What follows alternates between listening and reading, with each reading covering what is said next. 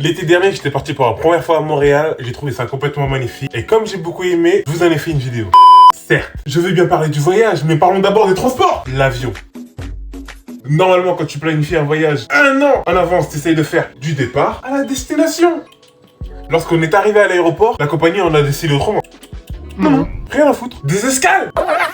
Ça fait beaucoup là, non? Et je parle pas du vol aller-retour, hein. Arrivé à Montréal, le test de l'air nous a dit: mais vous êtes prévu de faire le tour du monde ou... Et on en parle du dernier escale qui m'a rappelé à quel point j'avais peur de destination finale. Parce que quand tu regardes par le hublot et que tu vois que le réacteur est à moitié cramé, tu te dis: bon, mais vous fumez, monsieur. Arrivé à Montréal, Montréal est un véritable carrefour culturel où se rencontrent histoire et modernité. Explorer le charme du vieux Montréal avec ses rues pavées et ses bâtiments historiques, admirer la vue depuis le Mont-Royal et plonger dans une scène culturelle dynamique avec ses nombreux festivals et événements, que vous soyez amateur de gastronomie, d'art ou simplement en quête d'aventure urbaine. Moi, je m'en fous de tout ça. Mon rêve à moi, c'était de voir des raccoons. Oui, mesdames et messieurs, vous avez bien compris. Des ratons laveurs. Mais ces petites créatures adorables qu'on voit partout sur les réseaux sociaux. Notre feed est rempli de kawaii. Et quand tu vois cette chose mignonne, tu ne peux pas t'empêcher de passer des semaines, voire des mois à scroller. À scroller pour regarder leurs petites têtes toutes mignonnes.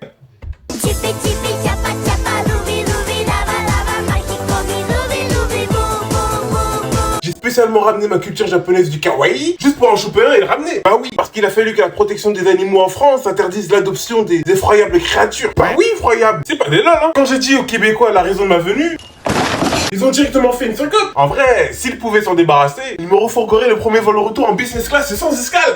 La poutine. Oh là là là là là. Avocat, amande, chorizo, saumon, buvette de viande. Il y en a même en dessert. Bah oui, moi j'étais préparé pour la natation des JO de Paris, rivaliser avec Léon Marchand. Ah, quand je suis revenu, et j'étais juste prêt à faire un concours de plouf, hein. La banquise, qui est le resto le plus connu. Et il y a une queue qui va jusqu'à l'aéroport. Après manger, t'avais le temps de refaire la queue et de maigrir ensuite. Je me suis tellement bien senti là-bas que je me suis dit que je voulais habiter dans le fameux quartier historique pour être proche de toute commodité. Et quand je suis parti me renseigner, ce qui est tombé, le loyer. Autant habiter au 3e étage de la Tour Eiffel avec vue sur le mont Fuji. J'ai vraiment apprécié le voyage. Il y a encore énormément de choses que j'aurais pu vous raconter, mais sinon ce sera un documentaire et pas une vidéo. C'était ma première vidéo, j'ai vraiment apprécié à la réaliser. Merci à tous les collabs. Ok, je pense qu'on va s'arrêter là.